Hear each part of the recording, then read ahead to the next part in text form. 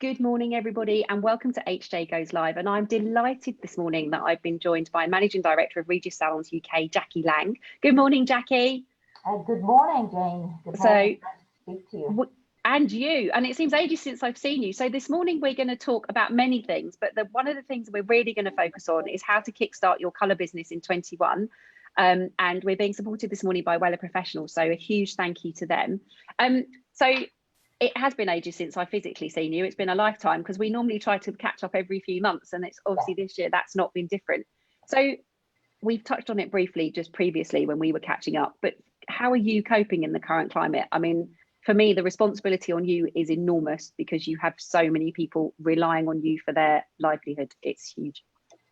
Yeah, well, I think when March 23rd happened and the country was locked down, never mind just our industry, it was an incredibly sad day because as a planner, I am a true planner. You know, I'm planning 2022 in terms of what financial models will look like and what changes I think are going to happen. And nobody's got it's like a crystal ball gazing, but the enormity of the situation with regards to 1,000 jobs, I just didn't know how we were going to come through it.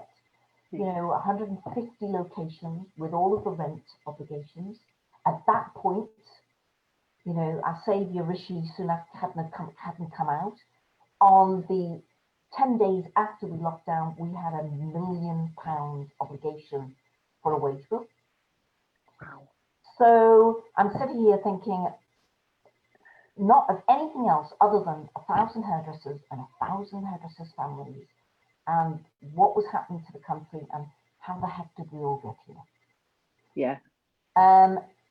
But it's amazing how resilient we all are, isn't it? When we actually, even though I felt isolated sitting in this office, I mean, technology, even though I'm a technophobe, technology was my friend. Yeah. Because suddenly I could speak to my teams, I could see the whites of their eyes, I knew when they were feeling low, and I knew when I needed, what kind of message I needed to give. But I had to say, there were some pretty dark days. Yeah. No, I'm sure. Days. Yeah, I'm sure. And now, obviously, for England anyway, regardless of tier, the salons are all open. Specifically around colour, let's start with that. What changes are you noticing with your colour services and colour clients? I feel as though our clients are not looking to sit, especially in this pandemic, are not looking to sit in the salon for 2 or 3 hours. Right. With big colour bills. It's about short, sharp services that make a difference. So, you know, face framing or just refreshing their ombre. And so what we have done is we've done this whole training program called The Vision for the Next three visits. So we're not just talking about an appointment today. We're talking about what we're going to do over the next 3 months and trying to, we're focused out, one of the KPIs is how many forward visits do we have and what percentage of our business are we doing it. And it's not just, of course it is to make us more financially viable, but it's also to be able to protect the hairdressers' wages, because we all know that they're paid a base plus commission. So it's around how do we ensure that we protect you moving forward as the behaviours of the consumer change. Yeah. And also about reassuring the consumer, isn't it? About, and initially, I think that was a huge focus for people, about reassuring them that the salons are a safe place to come into. You know, we really did go over the top because because we didn't know because there was no guidelines. Yeah, of course. So we didn't know what was going to be required. So I was speaking to my colleagues in Germany, because as you know, I used to be involved in Salon, so I was speaking in Germany. I was speaking to people in the US. I was speaking to one of my ex-regionals who runs Wayne in New Zealand. And Germany were a bit further ahead because we were a couple of weeks behind them. What is guidance there? And basically, I was taking a bit from every country and making sure that if we do this, if we order enough of this PPE, then we'll be able to open as and when. And so I did go over the top, but I'm glad I did, because protecting our team and our customers is the only way that we would survive. Yeah, The only way. absolutely. Absolutely. And you touched on the team there. I mean, it's very difficult to manage one salon team, but when you're trying to manage a team of 1,000 that are spread out nationwide, how have you continued to communicate? Because as I say, the salons are open, but actually there is still uncertainty out there, and people need reassurance. How did you manage that as a business? Well, of course, it's not just me. I have a team I have Yeah. a field team, and they look after between 10 and 20 salons, depending Right. on where they are geographically spread. So Yeah. we run teams within teams, because even though we've got a national spread, we say we operate locally, because that's who our consumer is, that local consumer. It's not a national Yeah. consumer. So teams has been a godsend for us. Even during the lockdown, we were having daily conversations with the field team, getting as much input from the salons as we possibly could. We invited our team to join as many training sessions as they wanted to. And we were conscious that we had to be really mindful of some people wanted to and some people didn't.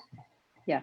And then we also needed to understand what post-lockdown, what do we think it's going to look like? And of course, nobody knew. We knew that we were going to have that pent-up demand, because it was fantastic to see what was happening on social media. I was glued to it. I'm not a big social media fan, but I was glued to it to see what hairdressers were posting, and also what clients were posting about hairdressers.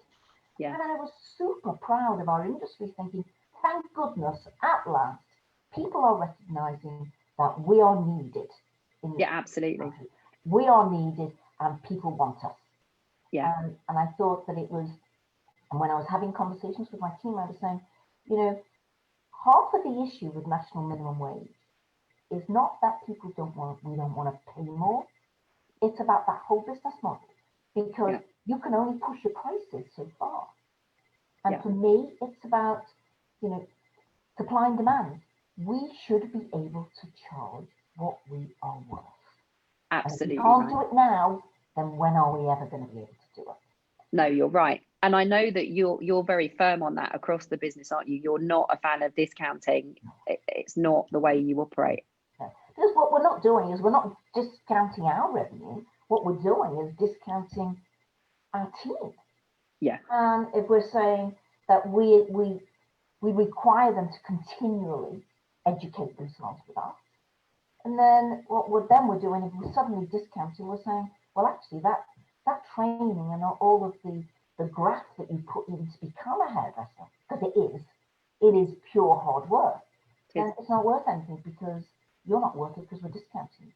I mean, of course, there are ways that you can incentivize your clients. There are ways, but above the line discount is not the way. No. It's a race to the bottom line, and everybody's competing against each other. Yeah, it doesn't make sense. And also, I know that for you, it's loyalty with your salons, isn't it? That you have long-standing customers. Yeah, we have something called Regis Rewards, and so if you are a cut and blow client, then we entice you to book within the 6 weeks, and if you book in 6 weeks, you get a reward. If you book in 8 weeks, then it's less of a reward, but we are trying, because visitation patterns are just extending and extending. So what we want to try and do is, if it was just one more visit from your client every year, then the exponential growth in your business is Absolutely. Huge. Absolutely. Yeah, no, I get that. I think what's been lovely also is that the manufacturers have continued to develop and innovate, and and that support has been overwhelming. And I know Wella Professionals have absolutely been doing that. So from your perspective, what of the innovations that Wella have put forward, what are the things that the salons have really grabbed hold of? What are the services and treatments that people are asking for? So two, particularly for me, are Magma. Now, when Magma first came out, it was more difficult. It was a difficult product to use if you were a really experienced. So when they redeveloped Magma and relaunched it, we took it on within Supercuts, because an issue within Supercuts is, because it's a transient business, then somebody coming in for colour and saying, yeah, you will need a patch test. So we launched that no patch test. with Magma on a face framing service, which was successful. And then the colour masks is fantastic product, absolutely fantastic product. And especially with the supercuts where you've got a lot of hairdressers that just like to cut, it's a way for them to be able to add additional services. It's relatively inexpensive for your clients, and it basically will change the look. You know, you can go really bold, or you can just have that subtle change. We love it. Absolutely love it. We should have done that this morning. We should have. Yeah, we should have. We should have picked a colour. I'm not doing this. No, don't. I can't lean forward. I'm like sitting up for a whole variety of reasons. Anybody think, as you said, we worked in hairdressing? Absolutely. So, and did you do anything around retail when the salon and keeping in touch with clients? How have you managed to do that to retain that relationship? Because I think it's quite different, isn't it? Your Regis clients, as you say, are very loyal, but with Supercuts, they are. It's a transient, and that was the whole setup. Yeah. How have you managed the both businesses? So we have a CRM database. So we were emailing them, our colour clients, around Refresh and Colour Fresh, to be able to just zhuzh up their colour.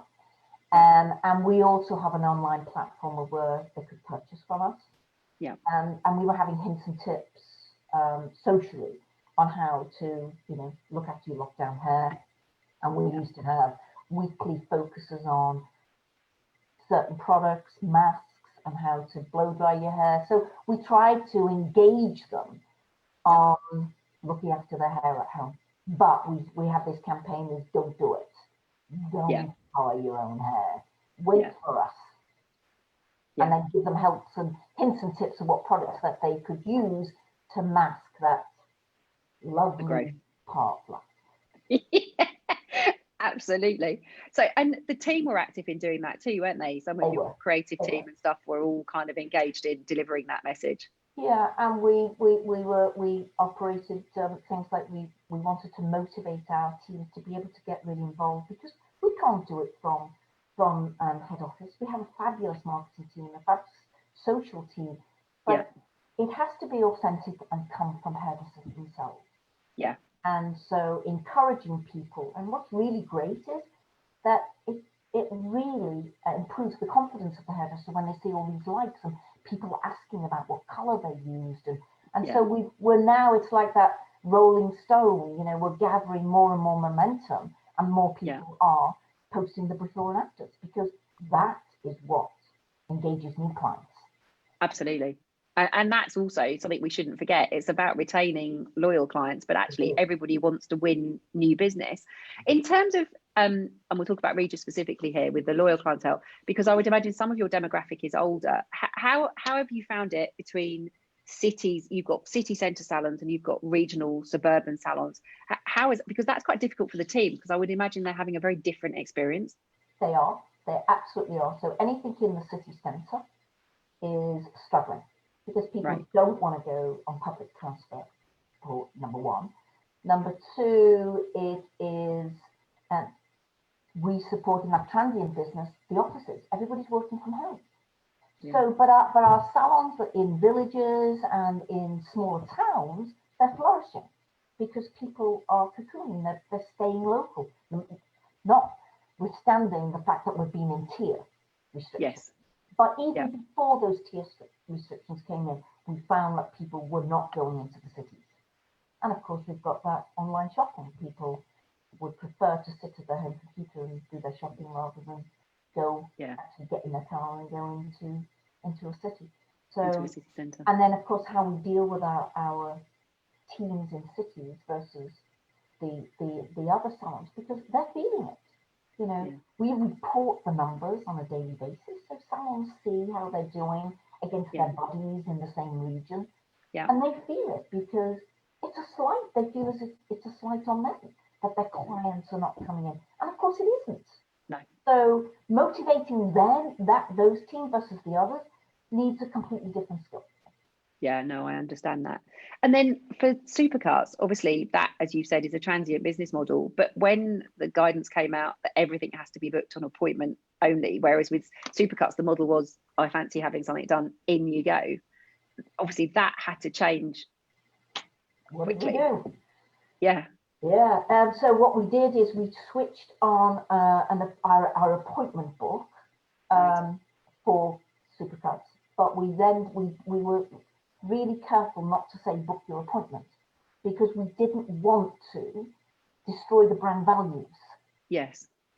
Once we eventually get out of this pandemic, so we then said book your time slot, but we were only opening it for 24 hours, so you could only book your time slot 24 hours ahead. Right. Okay. Educating, we do something like 25,000 customers a week in supercuts normally. Wow. Educating them Yeah. is not been easy. No, So, I'm sure. And what we've had to do in between this, for December, we've had to allow the appointment book to be open until Christmas Eve. Right. Okay. To make sure that we could service most of our customers. Because what we found is when we opened on July the 4th, we had people booking appointments, and then we had people also queuing. And it caused a problem with our loyal clients that just wanted to turn up, that some of the slots were taken through appointments. So our marketing team has done an amazing job in terms of educating, but you can't change something that's been in this country since 1999. Yeah, it's a behaviour pattern. Yeah, you can't do that. So no. if that business is tougher at the minute for us. Yeah, I'm sure, because it's just a complete mindset change. I mean, you very casually said, yeah, we turned on an appointment system, but I mean, that's a huge piece of work to do something like that. Yeah, it is. And my team will say, yeah, Jackie, you just said that in one sentence, and that's like, yeah, took them months to sort that. They are. Because, I'm a glutton for punishment. We've gone out pre-pandemic to look to change our POS system. Okay. And so once we were locked down, we said, we may as well just do it now while the salon's closed. Yeah, get on with it. Rather than us take 3 months for a rollout. And so we did it. But then we have the added problem of being able to train our people virtually before they opened again on July the 4th. So yeah, we're gluttons for punishment. Yeah, but that's what keeps us going, right? It is, yeah, it is. And in terms of clients who haven't returned, how are you guys, because they're shielding or just genuinely still nervous to go into a salon, how are the teams managing to engage with them? That's been a bit more difficult because they are the mature clients, and they're not active socially. Right, okay. So it had to be where individual stylists and managers have been calling the clients. And there's a big difference between trying to get them in for an appointment, but being able to show that you care. How you doing? We're opening. I just don't want you to miss out. Yes. But also not putting any pressure on them, because some of the mature clients actually do want to go to the salon because it's a social visit. Yeah, of course. But in other ways, their family are saying, no, we don't want you to go out. So they're torn a bit. So that's been difficult to be able to, because everything has had to be on the phone where normally we would email or on a social platform. Because for all clients, I think a visit is not just about the look good, is it? It is about that feeling good about yourself, and actually the enjoyment of the salon visit. It's fun. People like it. It's a good place to hang out. When you've got a favourite hairdresser, they're your mates. Yeah, they are. They really are, and they know a lot about you. You know a lot about them. Yeah. And it's about, and also, if you've been locked down with your family for 12 weeks, you'd like somebody else to talk to, wouldn't you? Yeah, absolutely. Absolutely. I think there was that great piece of research, wasn't there, that I think it was after the first lockdown, people wanted to see their family first and second was their hairdresser. I was like, they've only said that because they filled it in with their family there. Yes, yeah, absolutely. I was super proud. I was absolutely super proud at the positive press that we were getting. Yeah, no, it was brilliant. I mean, the whole community really came together. And how do you possibly manage to reach out and speak to the 1,000 stylists that you've got working for you? Because I mean, they look to you as the person that's going to make it all right. I mean, that's a big ask. Well, again, I rely on my field team, to be able to agree the message, and then they let the managers know, and the managers and the team. But I send all of the team emails from time to time, just giving them a bit of an update on the business. Yeah. Letting them know some of the positive news, never hiding any bad No. news, never, Yeah. because I just think, let's treat people the way you want to be treated yourself. It's honesty, isn't it? It's Absolutely. honest. But thanking them, because what, number one, for their loyalty. Yeah. It's no secret that as a group, we hit some hard times. Yes. They stayed loyal to us, the majority of them. They stayed loyal to us during the pandemic. And I am eternally grateful for my team, because let me tell you, the only reason why we're all in business is because of one haircut or one colour at a time. Yeah, it's true, isn't it? It's very true. No, never forget that. No, we shouldn't ever forget that. And you've touched on it, but I know for kind of salon owners watching, we've got Ursula Ryan watching from Blue Rinse Eclectic Hairdressing in Northern Ireland, and Sandy Turner in New Zealand's already on watching. So global audience this morning, Jackie. So no pressure. Advice for them. I mean, we've touched on the whole people expanding their colour services or having quicker. How are you doing consultations in the group? In terms of there's two ways. There is a lot of being done on the phone if we're getting people called for the appointment, because it's difficult, isn't it?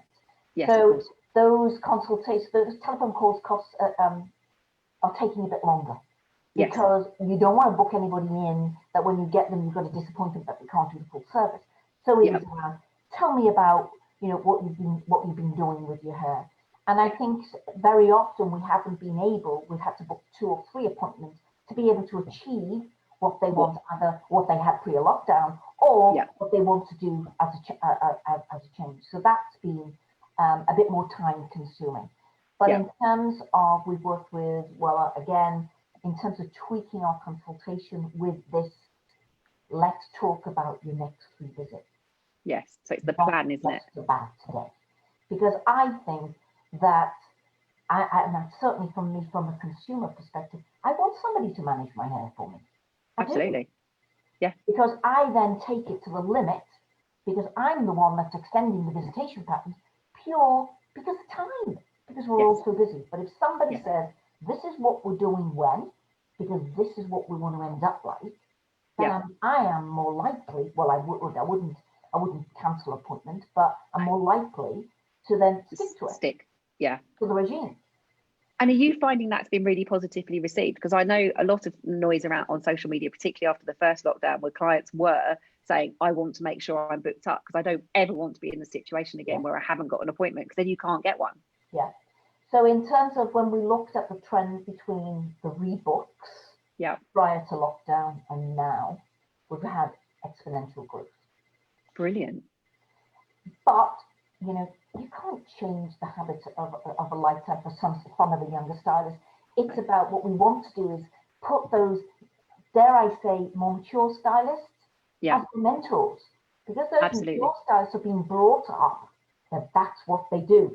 The younger stylists need to be mentored by somebody who does it themselves, rather than somebody in business saying, this is what I think you should be doing. It's like, what's in it for you? I think that's the only way that you can do it, is what's in it for the stylist. And you've touched on that. I mean, you obviously have a family community in your teams, like locally, regionally, and nationally. But there's been a lot of talk about, will the pandemic speed up self-employment? Will it push people to employment because furlough they could take advantage of? What's your kind of view on that? Well, I'm hoping that we can arrest the trend towards self-employed, to be honest, and not just from a pure selfish salon owner perspective. But it's about, I think what we need to do is recognize that people's priorities during this pandemic have changed. A lot of people have had a rethink about who they are, what they're doing, where they're going. Yeah. But it doesn't mean to say it needs to be one or the other. I think employers, we need to be more flexible with our team. And we need to be talking to them about work-life balance. Now, of course, it's not all lovey, darling. Of course, we've got to run a business. Absolutely. But it is about listening. Yes. Because historically, Saturday was our busiest day. It was. It is no longer our busiest day. Because well, it still is, but in terms of our business has been spread more equally across 7 days. So why can't we be more flexible? Yeah. And of course, you know, if everybody wants a Saturday off, then that can't be done. But it's like, how do we make sure that it is a collaborative approach within a team to say, how do we work our rotas so that it's fair to everybody? But I think employers, and we are certainly having to stand up and say, the way we've run and operated with regards to a rota system cannot be that anymore. We have to listen to our team. Yeah. So, and that way, I'm assuming you keep the best people with the big client bases in the business. Yeah, because the advantage is, you know, I really am concerned that some, you know, if they think that the stylists going self-employed, they almost can eradicate their financial data, because right now they're employed, they're paying the taxes, you know, they're paying the pensions, they're getting a weekly salary deposited into their bank, and they're building up that financial profile. There is a risk that some of the decisions that some stylists are making, and of course everybody makes their own life decision. I'm not criticizing, but I'm thinking it could be short term. And if anybody's thinking about that, speak to their employer and see how you can work together so that you can have the best of both worlds. You can have that flexibility and have the stability of being employed. But it's about having the conversation, isn't it? And listening, because it has to work for the business and it has to work for the individual. Otherwise, it's not going to be a happy relationship. And anyway, it may be that the right route is for the stylist to become self-employed. It may be that, but I think let's just have the conversation.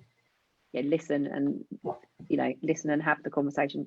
For you, I mean, you know, you are in good times an enviable position, and when a pandemic hits, which none of us saw coming, an unenviable position, I think, because the responsibility on you is enormous, and we touched on that already, and I genuinely mean that. I think it's a very tough place to be when you have that many jobs and that many people looking to you for assurance that you can't necessarily give, because no one knows what tomorrow was going to bring. And you know, I'm hoping now we are coming out the other side, which is brilliant. What advice would you give to the independent salon owners out there for kind of managing their business and moving forward? I think it would be about, if we look internally first, I think it's the team, the focus internally on the team.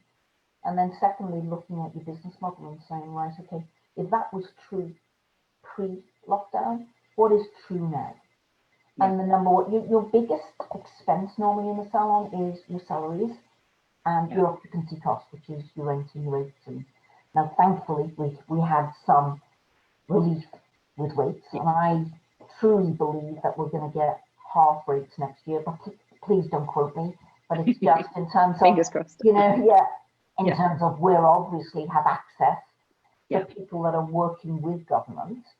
But it's about approaching your landlord, most definitely approaching your landlord, letting them know what position you've been in, and coming to some form of agreement that allows a win-win situation for both of you. So in some instances, just extending the term for 6 months, following your lease, or on the expiry of your lease, and getting some rent free. But speaking to your banks, I mean, the great thing was some of the grants for hairdressers, which was fantastic. But I don't think we're going to return to full business for another 6 months. I don't. Yeah. Because we're going to have, I think, pre-March, we're going to have our vulnerable vaccinated, which will help. Yes. But if you see that the demographic that is spreading coronavirus right now more than any are high school kids. Yeah, it's 10 to 18, isn't it? Yeah, and it's gonna be another 4 or 5 months before we get to those guys. Yeah. So I think it's gonna be a slow recovery, but I think we will be stronger because we will have the opportunity to really sit back and think what works and what doesn't work. Yeah. Because we've changed some things within our business that we thought were almost like the golden nuggets. Yeah. It's like we never ever thought that we would let go, like Saturday working. Yes. You know, and it's like, no, if we want to be able to employ hairdressers to be able to service our millions of clients, then we have to make sure that it works for them and us and the clients, and find that little sweet spot in the middle. Yeah. And not always can it be achieved. Let's be realistic. Not always. But it is, you know, we're all in the same business. And hopefully this pandemic has showed us it's not dog eat dog. We're in it together. It's a community, isn't it? And that's been the real sense since March. I think that's been fantastic, that everybody in the industry has pulled together, regardless of allegiance to, you know, manufacturers have pulled together, associations, salon groups, independents and groups feel, and I think we all have a responsibility to continue that, because we're definitely stronger together. It sounds cheesy, but we're definitely stronger together as an industry. And to be talking and extolling our virtues to anyone who's prepared to listen, whether it's colleges where we can recruit the next generation from, to government, so that we get the reliefs and the tax cut and, you know, all the kind of support that the industry needs going forward, regardless of pandemic. But just to be recognised as a serious profession is... I agree. And it's something, Jane, that I think that we need to get better at. Yes. I think this year we should be, or next year we should be concentrating on how do we approach government as one voice. Yeah. Yeah. And stronger as one voice than lots of different voices. Correct. Yeah. Okay. No, I get that. Thank you so much for talking to me this morning. I can't believe we've done half an hour already. So it's gone in a flash. We could keep going. I did say we needed to remember that there's lots of people watching, so we can't just start chatting like we normally would. Yeah. Like under-smoked salmon and scrambled eggs, lovely. For somewhere, yeah, absolutely. Thank you so much, Jackie, for joining us. Very much, and good luck, everybody. Yeah, and to you, and a huge thank you to Wella Professionals for supporting us this morning. The link to all of the colour, particularly, is in the Facebook chat. Any questions, I'm sure the team will pick them up. Jackie, wishing you and yours the best festive period that you can possibly have. I hope you get to see your mum, and I will see you very soon. Okay, take care, guys. Take care. Lots of love. You too. Bye-bye. Bye. Bye.